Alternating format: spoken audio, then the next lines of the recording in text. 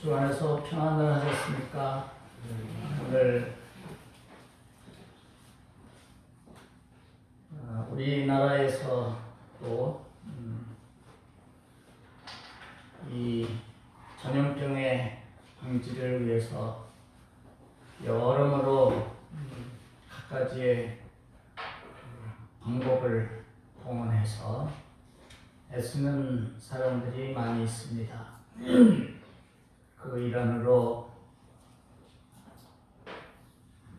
사회적 거리두기라나 그 방침을 정부에서는 모든 국민들에게 알렸고, 어제로 끝나는가 했더니, 오늘로 끝나는가 했더니 2주간 더 연장된다고 합니다.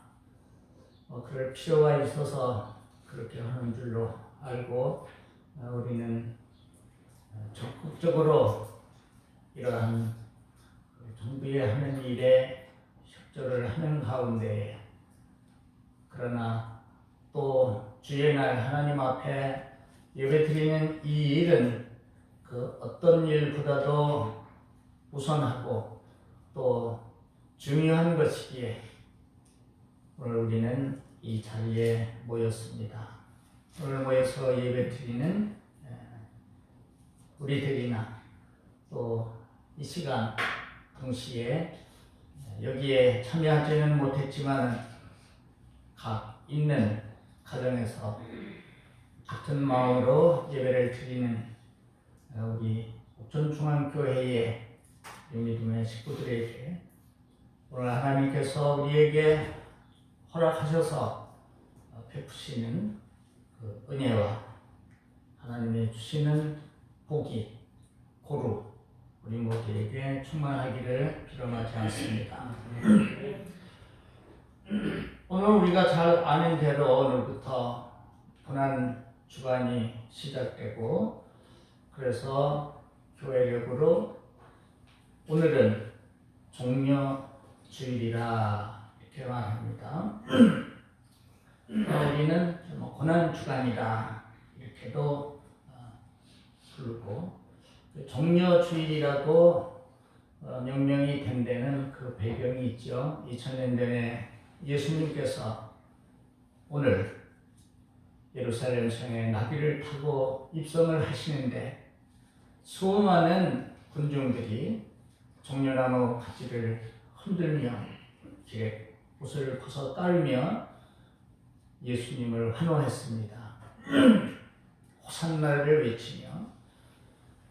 그러나 예루살렘에 입성하시는 어린 나귀를 타신 예수님은 이 일이 있으리라고 예언된 구약의 선지자들의 그 글을 응하게 하시는 그 일이시면서, 또한 그 예루살렘에 입성하시는 예수님은 며칠 후에 잡히셔서 고난당하고 마침내 십자가를 지고 죽으실 그 예수님, 십자가를 눈앞에 두시고 입성하시는 예수님이신데 군중들은 그거는 까맣게 모르고 있습니다. 이 선지자들이 말씀하신 대로 메시아가 나귀를 타고 입성을 하시니 이제는 때가 되어서 이 땅에서 우리의 적을 다 물리치시고 성경에 예언된 메시아 시대를 열어가시는가. 그러니 환호 안 할 수 있겠습니까?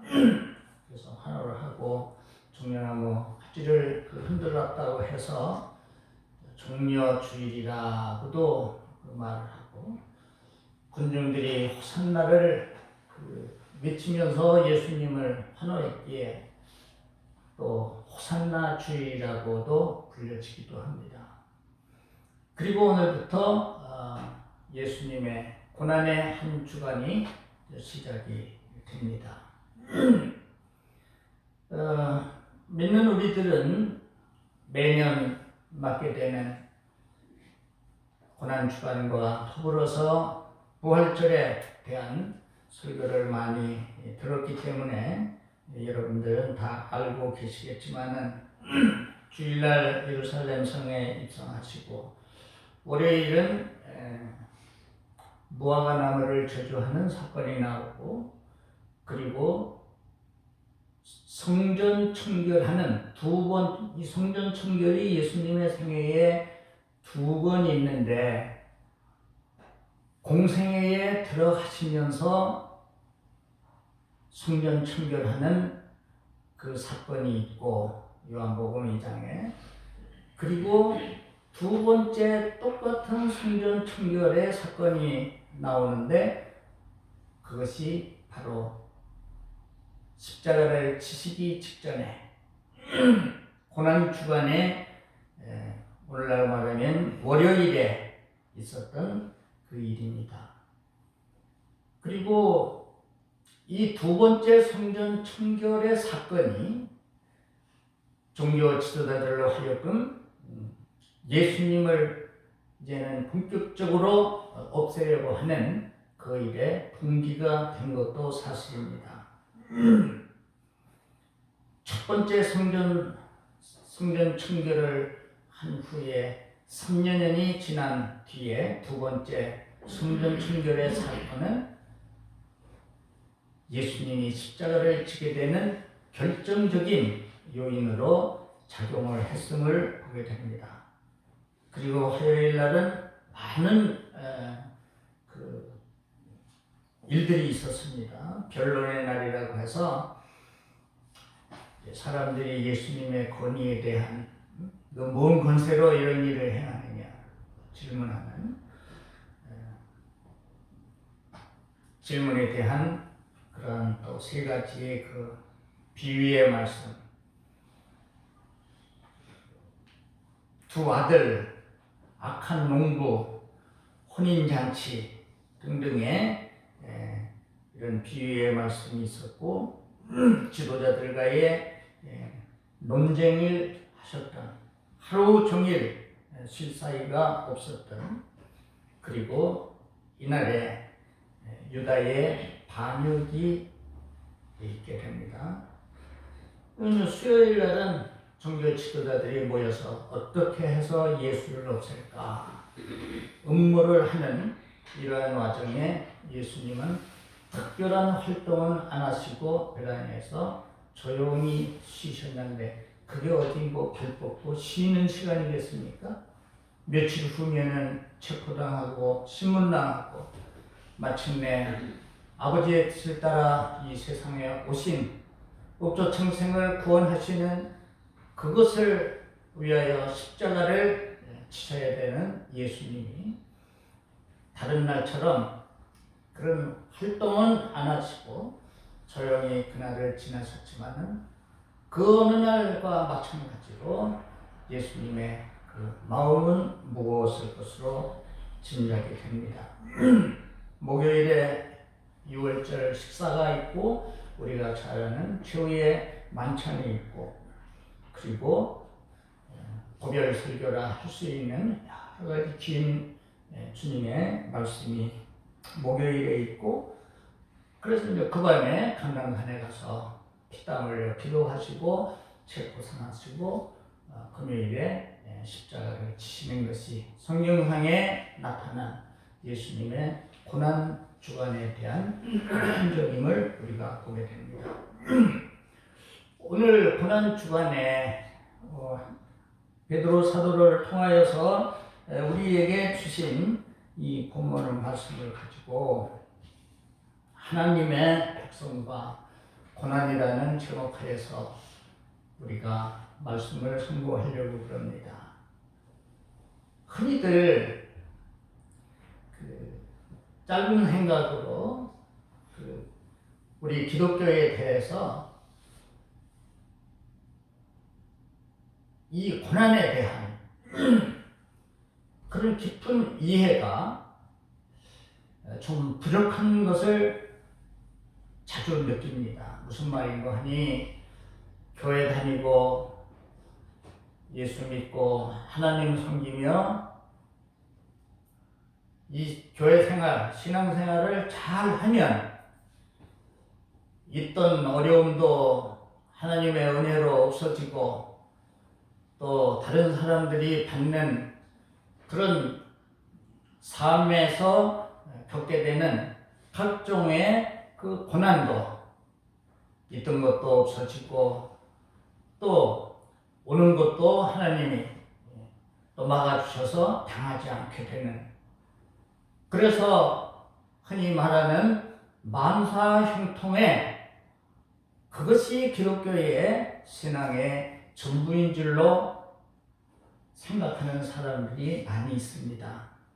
그러다 보니 열심히 자기 딴에는 열심히 교회 생활을 했는데 생각지 않은 어려움이 오게 되면은 그것으로 인하여 금방 시험에 드는 것을 볼 수가 있습니다. 내가 이렇게 열심히 교회 생활을 했는데 내게 왜 이런 일이 닥치는가? 오늘 생각이 좀 짧아서 그런 겁니다. 신앙생활을 충실하게 잘하고 하나님의 그 말씀의 진리를 배워가다 보면은 이 고난에 대해서도 그 의미를 우리는 바로 알게 되는데, 이 그리스도인들이 겪는, 하나님의 백성들이 겪게 되는 하나님의 백성의 고난은 특이한 의미가 있는 것을 우리가 보게 됩니다. 외형상 나타나는 것은 똑같습니다. 경제적인 것으로 인하여서 아주 힘든 고통, 그 고난이 있을 수도 있고, 또 병으로 인하여서, 육체의 병으로 인해서 그와 같은 고통과 그 고난이 우리의 삶 속에 있을 수도 있습니다. 사람마다 겪는 그 고통의 종류가 다 다를 수 있지만,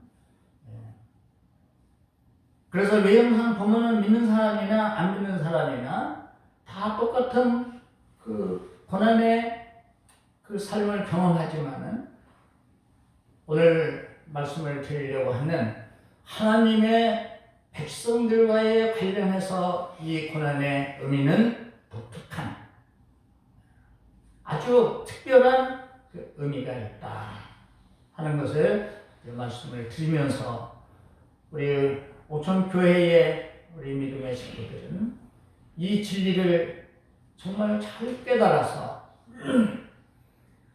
예수님이 그러하셨고 사도들이 그러했고 교회 2000년 역사 속에서 신실한 참 하나님의 사랑을 받았던 모든 주의 종들과 수많은 성도들이 이 고난에 대해서 어떠한 자세를 가지고 이 고난을 극복하면서 살았는가를 우리도 오늘 말씀을 통해서 새롭게 깨닫고 그와 같은 믿음의 생활을 우리가 할 수 있기를 바랍니다.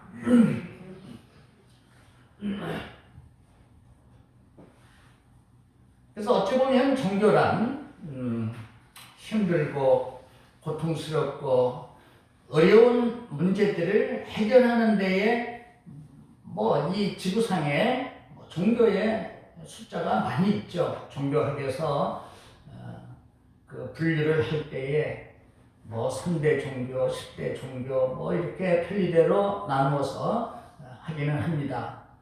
그러다 보니 기독교도 그 많은 지구상에 존재하는 여러 종파 가운데에 하나 정도로 인식을 하게 되는 경우가 없지 않아 있습니다. 그렇지만 지금 말씀드린 대로 기독교는 유일무이한 생명의 종교였습니다. 다른 종파의 사람들이 우리를 보고 기독교인들은 아주 독선적이다, 저희 종교만 참이라고 한다 이래 하지만, 우리가 참이라고 한 것이 아니라 인간을 창조하신 하나님이 그렇게 말씀을 하셨기에 우리는 그 말씀이 진리이기에 믿는 것이지, 내 종교이기 때문에 무턱대고 다른 종교를 배타하는 그런 것이 아니라고 하는 것입니다.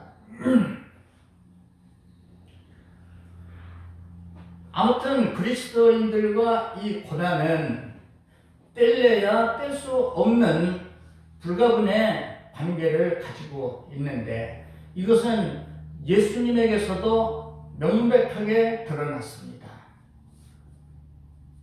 기독교가 구원의 종교요 부활의 종교인데 이 구원과 부활 이전에 하나님의 아들이신 하나님의 본체이신 예수님이 이 세상에 육신을 입고 오셔서 우리를 위하여서 대속의 죽음을 죽으시고 그리고 엄청난 그 고난을 몸소 겪으셨기에 주님도 고난의 삶을 사셨고 또 주님의 그 제자들이 그런 삶을 살았고 모든 역사 속에 참 그리스도인들이 그런 고난의 삶을 살았습니다. 잘 믿는다고 이 고난은 나와는 상관이 없다고 하면 이때서부터 기독교 신앙은 이상한 방향으로 가게 되는 겁니다. 물론 하나님이 우리에게 환난을 명쾌해 주시고 또 환난에 처해 있는 우리를 구원해 주시는 그 축복이 약속되어 있는 것이 사실입니다. 이거를 우리가 잘 구분을 해야 됩니다.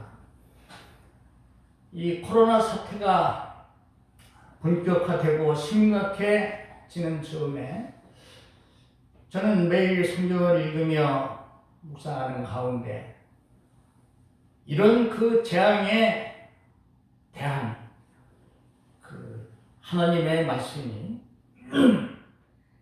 시편 91편에 가득 차 있는 것을 알게 되었고 그래서 그 이후 나는 잠자리에 들 때 시편 91편을 묵상하고 또 잠에서 깨어서 또 시편 91편을 묵상하고 성경을 읽고 설봉산 공원에 운동하러 40분간 걸어가면서도 또 걸어가는 도중에 91편을 생각하면서 올 때에도 그렇고 그래서 적어도 하루에 5번 이상은 91편을 묵상하는 그런 삶을 아직까지 계속하고 있습니다.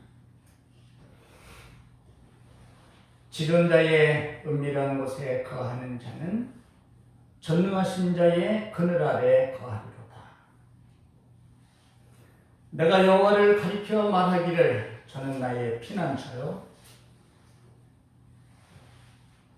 나의 요새요 내가 의뢰하는 하나님이라 하리니 이는 저가 너를 새 사냥꾼의 올무에서와 극한 연병에서 건지실 것이니로다.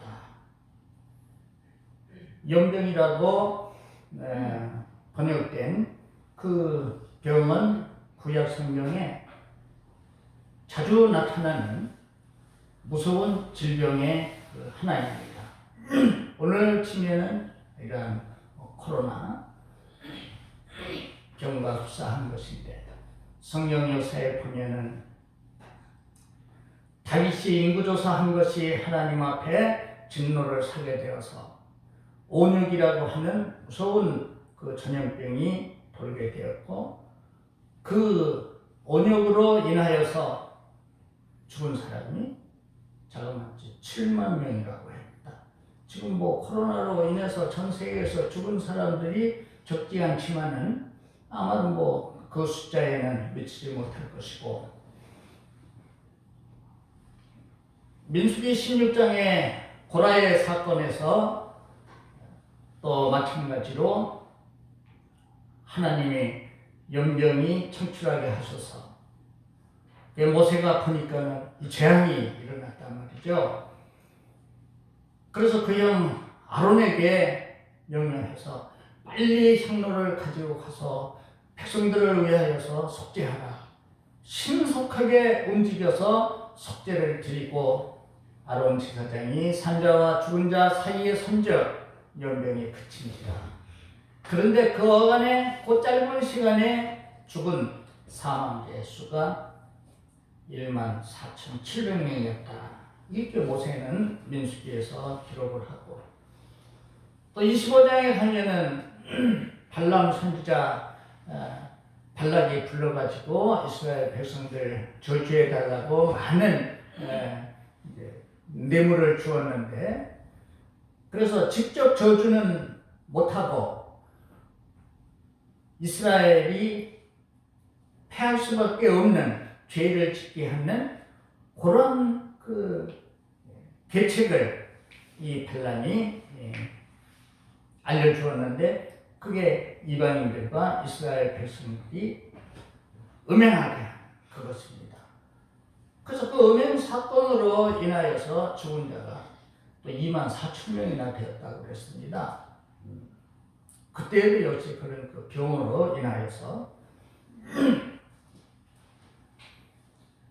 극한 연병에서 우리를 건지시리로다. 그가 너를 그 깃으로 덮으시니 내가 그 날개 아래 피하리로다. 얼마나 마음 든든하고 그리고 은혜로운 약속의 말씀이겠습니까? 그의 진실함은 방패와 손방패가 되나니 너는 밤의 놀램과 낮에 흐르는 살과 흑암 중에 행하는 용병과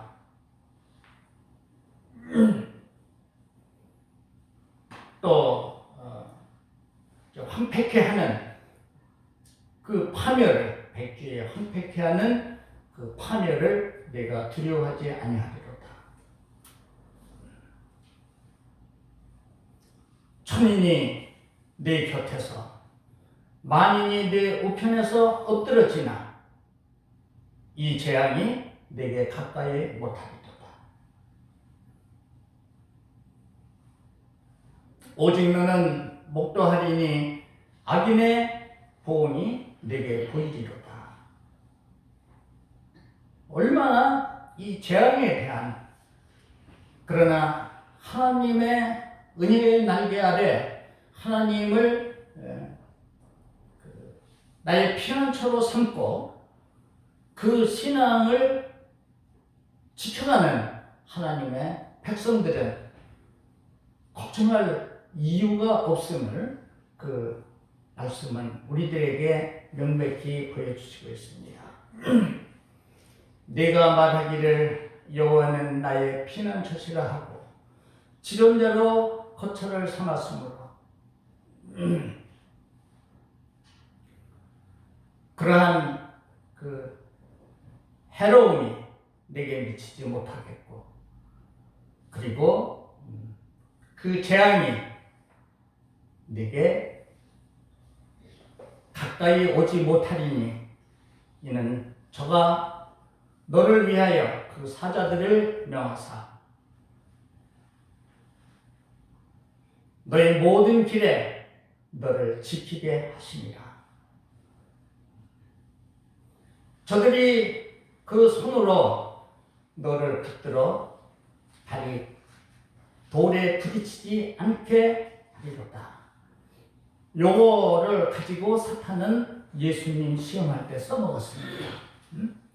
성전 위에 세우고 뛰어내려봐. 뛰어내려도 다치지 않은 거는 성경에 그렇게 말씀하지 않았느냐, 하나님이.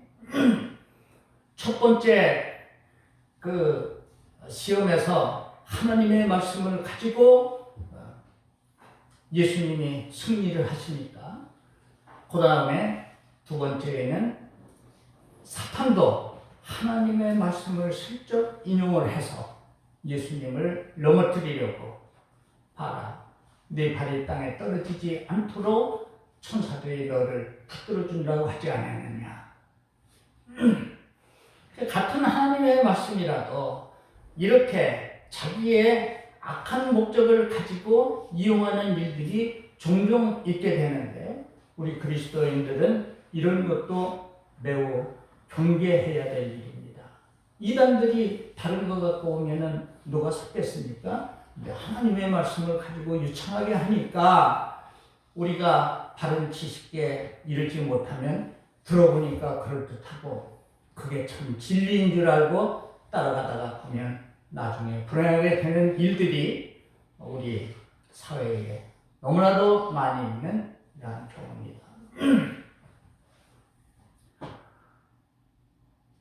그리고는 또 이어서 말씀을 하십니다. 네가 사자와 독사리를 밟으며 젊은 사자와 뱀을 발로 누르리로다. 하나님이 가라사대 그가 나를 사랑한즉 내가 저를 높이리라. 그가 나의 이름을 안즉 내가 그를 높이리라. 나를 사랑한즉 내가 그를 사랑하리라. 그가 내게 간구하리니 내가 응답하리라.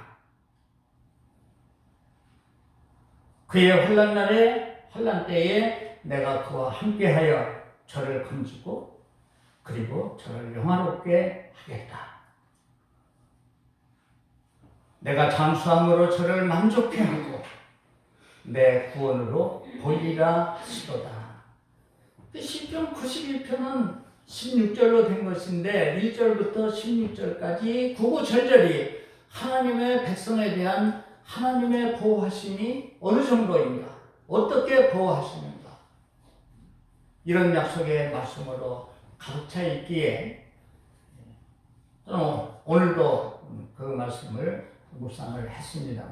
여러분들도 이제 집에 들어가시면 시편 91편을 펴놓으시고 천천히 그 말씀을 읽으시고 그에 대한 믿음 주시기를 기도하면 우리가 어떤 상황에 처해 있어도 그렇게 당황하거나 두려워만 하거나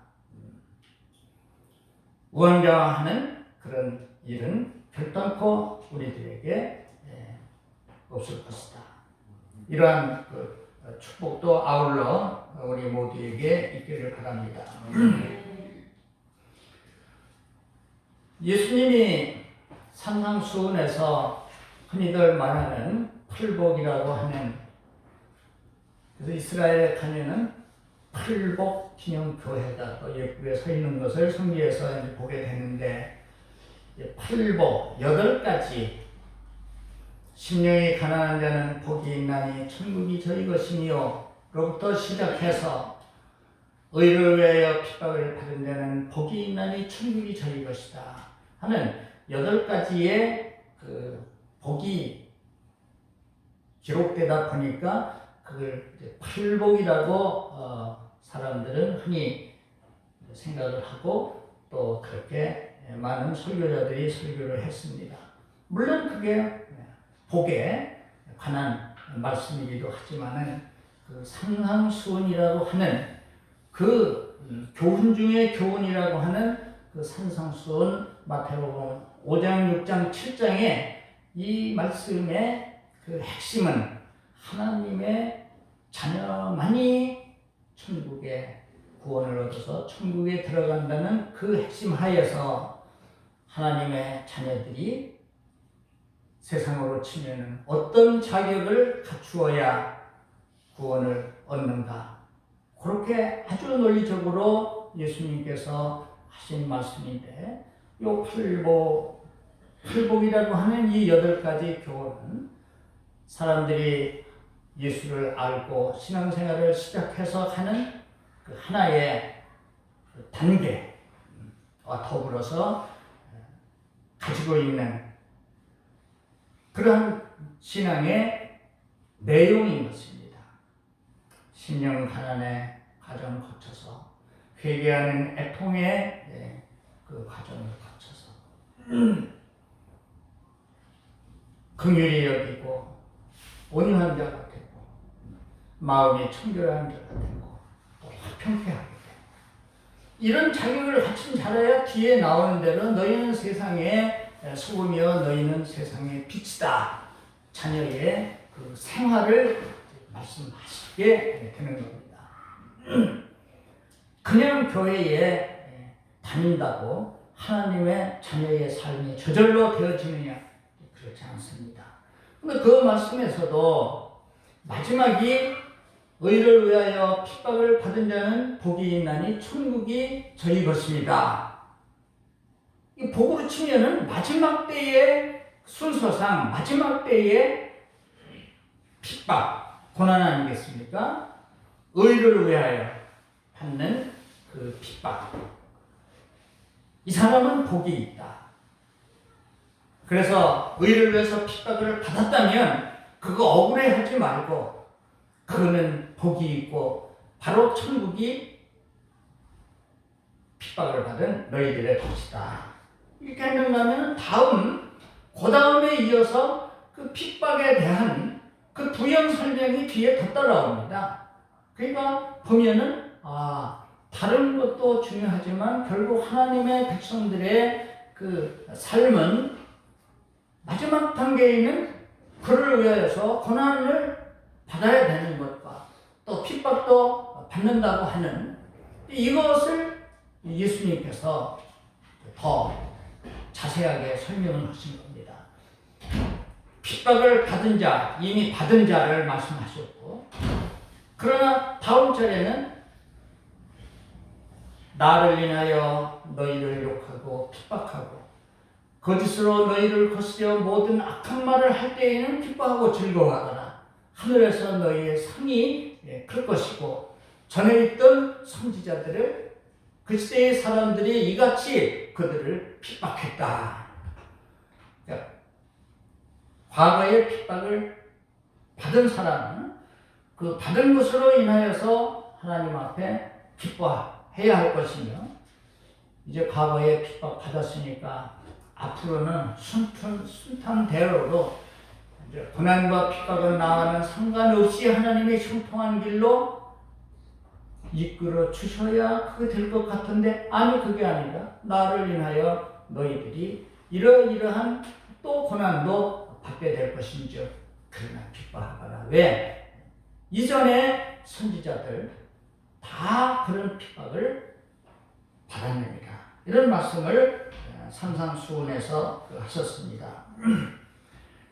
그래서 성경을 읽다 보면 주의 백성들은 고난을 받는 것을 우리가 보게 되고 그 고난받은 사람들이 보통 사람들이 아니라 정말 하나님 앞에 귀하디 귀한 이러한 그 하나님의 종들 그리고 하나님의 백성들이었음을 보게 됩니다. 성경상에서 3대 의인으로 일컬어진다면 욥이 있고 다니엘이 있고 노아가 있죠. 에스겔서에 나오는 말씀인데 이 3대 의인의 한 사람이 욥이 엄청난 고난을 당했습니다. 엄청난 고난을 당했고 10남매가 그냥 하루아침에 10남매가 죽었습니다. 생각지 못한 상상할 수도 없었던 사고로 죽었죠. 재산이 다 없어졌죠. 그리고 온 몸에는 악성 피부염이 걸려서 진물이 흐르고 그 가려워서 손으로 긁어도 시원치 않아서 기와 조각을 가지고 그 몸을 긁는 얼마나 그 욥이 처한 그 상황이 얼마나 비참했으면 욥의 아내가 이래도 당신이 하나님께 대하여 순전을 지키겠는가 하나님을 저주하고 죽어버리라고 하고 보따리 싸가지고 집을 나갔습니다. 이때에도 욥은 그대의 말은 어리석은 여자 중에 하는 말 같구나. 내가 모태에서 나올 때에 적신으로 나왔은즉 내가 적신으로 돌아갈지라. 주신 것도 여호와시요 취하신 것도 여호와시니 오직 여호와께 영광을 돌린다. 여호와가 영광을 받으셔야만 된다. 그래서 그 후에 야고보는 야고보서를 기록하면서 욥의 그 인내의 믿음을 예로 들면서 너희가 욥의 인내를 보았고 그 결과가 또 어떠했던 것도 너희가 잘 안다. 그러니까 잘 견디고 고난 중에도 그 기뻐하라는 그런 편지를 예수님의 육신의 형제였던 야고보가 성도들에게 보내는 야고보서에서 증거를 했습니다.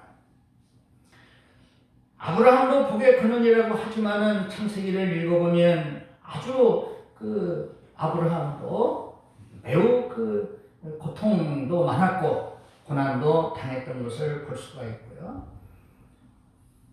그런가 하면은 뭐 다니엘도 마찬가지로 사자굴에도 떨어지는 그런 고난이 있었고 신약에 와서 바울과 베드로 예수님이 먼저 하셨으니까 바울이 그 성도들에게 편지하면서 예수님은 하나님의 본체이시지만 종의 형체로 이 세상에 오셔서 고난의 종으로 이 세상에 오셔서 우리를 위해서 고난을 당하셨기에 우리도 그를 위하여서 고난을 당하는 것이 마땅하다.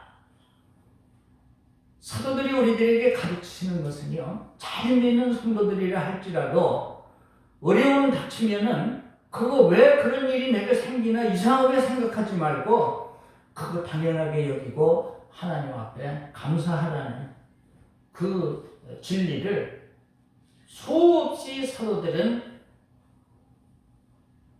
그가 쓴 성경에서 우리들에게 그 가르쳐주고 있는 것을 볼 수가 있습니다.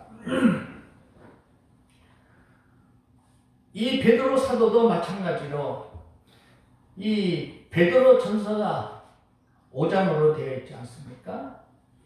뭐 짧은 성경이죠. 5장으로 되어 있는데 그 뜻으로 된 그 고난을 뜻하는 그것이 아닌 고난이라는 단어가 이 5장 속에 몇 번이나 있는지 아십니까? 17번을 고난이라는 단어를 이 베드로가 사용을 했습니다.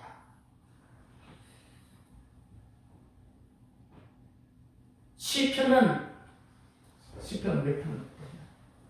장으로죠. 몇 장이냐? 시편은 이제 편으로 말하지만 다른 성경으로 치면 장이나 마찬가지. 몇 장으로 되나?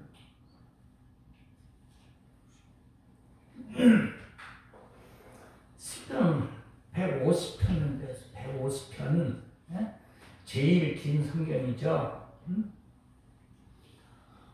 그 이사야 선지자 이사야서도 그 긴데 몇 장인가? 66장입니다. 하기야 어느 새로 부임하는 젊은 목사님 이력서를 보니까는 뭐 아주 화려해서 아주 공부 많이 해서 참 좋겠다고 하고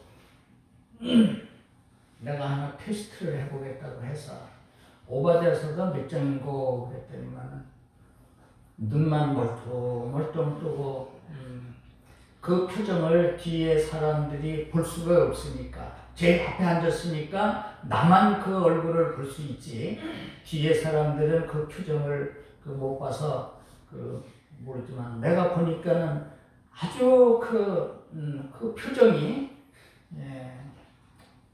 아주 그 하기야 목사가 돼갖고 66권밖에 안 되는 성경에 그것도 뭐 무슨 어려운 뭐를 뜻을 말하라는 것도 아니고 몇 장이냐고 그걸 물었는데 사법고시 준비생이 판검사가 되겠다고 하는 사람이 대한민국 헌법에 대해서 총 몇 조로 되어 있고 몇 장으로 되어 있는 거 그거 정도도 모른다는 거하고 똑같지 않습니까?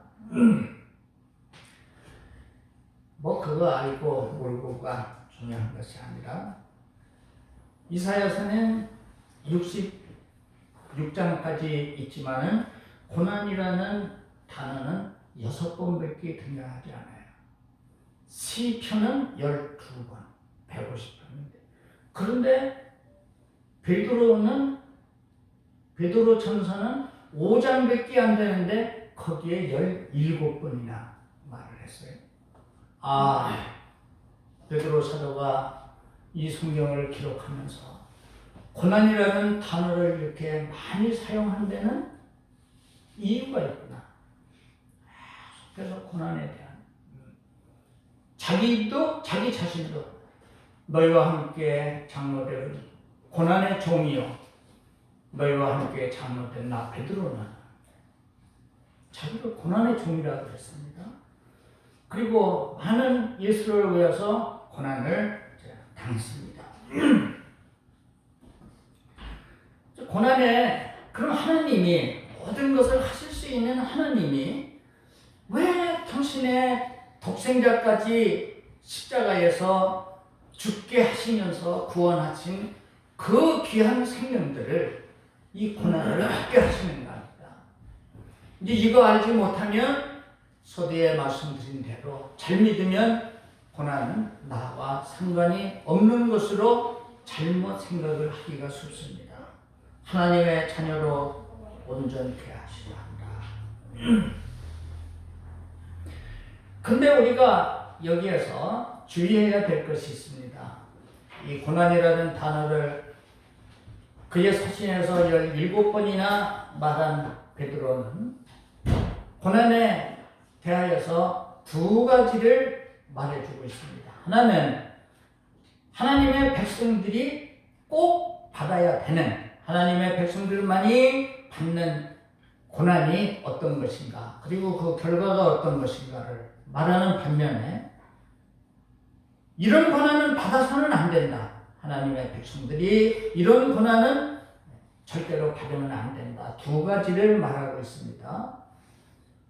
그게 이제 여기 4장을 읽어보면 나오죠. 쉬운 말로 선을 행하다가 참 하나님 사랑하고 하나님 말씀 뜻대로 살고 옳은 일 하고 하나님 기뻐하시는 그 일을 하는 것 때문에 애매하게 고난을 받으면 이건 하나님의 백성들만이 받을 수 있는 특권이고 이게 하나님의 백성들만의 살 수 있는 독특한 축복스러운 삶인 반면에 자기가 잘못을 저질러 놓고 그 이유로 고생을 한다든지 잘못을 저지르면 이거는 받아서도 안 되는 것이지만은 이러면 하나님 앞에 철저히 회개해서 용서를 받아야 될 것이다. 근데 말이죠. 이것에 대한 이런 올바른 판단이 없으면 자기가 어려움 당하고 고생하고 힘든 그것이 자기의 어리석고 우매한 불신앙으로 인해서 된 것인데 성경에는 어려움 당하고 참으면 복이 있다고 했으니까 주여 내가 이런 어려움을 지금 당하고 있으니 내게 복을 주세요. 이건 뭐 정말 이건 대책이 없는 이런 사람입니다. 그래서 베드로가 말하는 요지는 선을 행하는 과정에서 받는 고난들. 다 참 주의 종들과 성도들은 그런 고난을 받았지 무엇인가를 잘못해서 고난을 받은 예는 하나도 없습니다. 그래서 고난 중에도 찬송을 할 수가 있었던 겁니다. 고난에 참여하는 것 자체가 고난의 의미를 바로 깨달은 하나님의 백성들에게는 기쁨이 되고 감사가 된다. 이건 쉽게 우리가 이해할 수 있습니다. 내가 어떤 사람에게 참 생명의 은인이라 할 수 있는 엄청난 그 신세를 진 사람이 있다. 이건 뭐 내가 줄 때까지 갚아도 갚을 수 없는 은혜이다. 그런 그 관계에 사람이 있다면 그 사람을 위해서라면은 내가 힘들다든지 고통스럽다든지 손해나는 일이라든지 그 이유로 외면하시겠습니까? 이러면 그는 은혜를 알지 못하는 배은망덕한 사람이에요. 내 생명을 바쳐서라도 내가 이 받은 은혜는 갚아야 될 만큼 정말 내 마음속에 뼈저리게 그런 감사함이 넘치는 대상을 위해서라면 그를 위해서 내가 무슨 고통을 당한들 그게 고통으로만 여겨지겠습니까? 고맙게 여겨지죠. 그래서 참 친구는 어려운 일을 같이 할 수 있는 친구가 참 친구다. 예수님께서 요한복음에 그런 말씀 하셨습니다. 내가 친구를 위하여 목숨을 버리면 이에서 더 큰 사랑이 없나니. 이 친구의 사랑을 말씀하시고 뒤에 이어서 내가 너희를 종이라 하지 아니하고 친구라 하였나니. 종은 주인이 하는 일을 알지 못하지만 친구는 알 수 있다. 내가 너희에게 다 모든 비밀의 진리를 너희에게 가르쳐 주었다. 왜? 너희는 나의 친구니까.